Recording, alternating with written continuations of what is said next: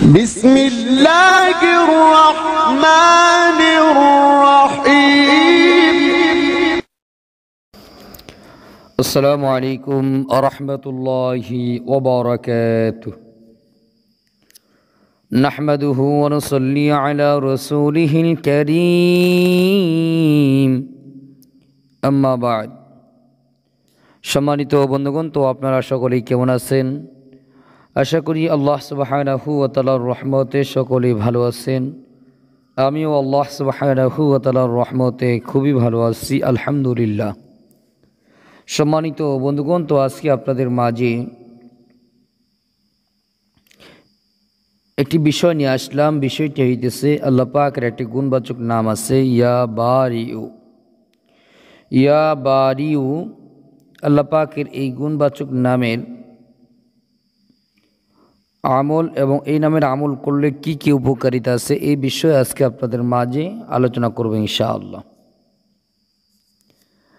এক নাম্বার, আমরা সকলেই জানি এবং বিশ্বাস করি দুনিয়াতে আসছি, একদিন আমাকে আপনাকে মরতেই হবে, মৃত্যুর স্বাদ গ্রহণ করতেই হবে। আর মৃত্যুর পর প্রথম ঘাঁটি হইতেছে কবর। নবী মুহাম্মদুর রাসূলুল্লাহ সাল্লাল্লাহু আলাইহি ওয়াসাল্লাম বলেন, এই কবর কারো জন্য জান্নাতের একটি টুকরো হয়ে যাবে, আবার কারো জন্য জাহান্নামের একটি গর্ত হয়ে যাবে। জান্নাতের একটি টুকরা বলতে এই বান্দা কবরে যাওয়ার সাথে সাথে আল্লাহ তাআলা জান্নাতের নাজ নিয়ামত তাকে দিয়ে দিবে এবং জান্নাতের নাজ নিয়ামতগুলো সে দেখতে পাবে। এটা দেখে আনন্দিত হয়ে এই কবরের জিন্দেগি পার হয়ে যাবে, বিন্দু পরিমাণ তার মধ্যে কোনো কষ্ট অনুভব হবে না। এর বিপরীত কারো জন্য এই কবরটা জাহান্নামের একটি গর্ত হবে, অর্থাৎ কবরে যাওয়ার সাথে সাথেই আল্লাহ তাআলা আযাব দ্বারা তাকে গ্রেফতার করবে।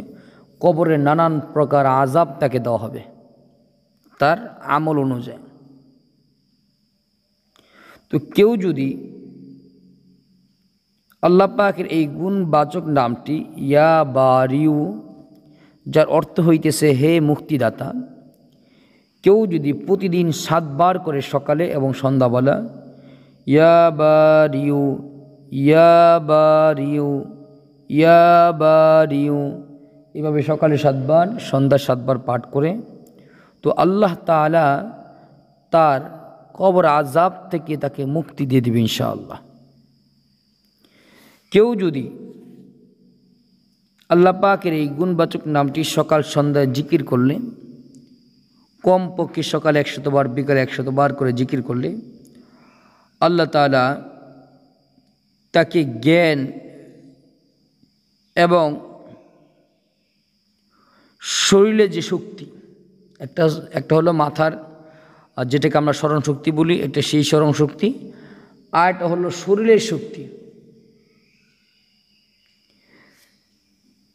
আল্লাহ তাআলা তার মেধা শক্তিও বৃদ্ধি করে দিবেন এবং শরীরের শক্তিও আল্লাহ তাআলা জোর যেটাকে বলি আমরা, এটাও আল্লাহ তাআলা বৃদ্ধি করে দিবেন ইনশাআল্লাহ। আল্লাহ তাআলা আমাদের সকলকেই এই গুণবাচক নামের আমলটি করা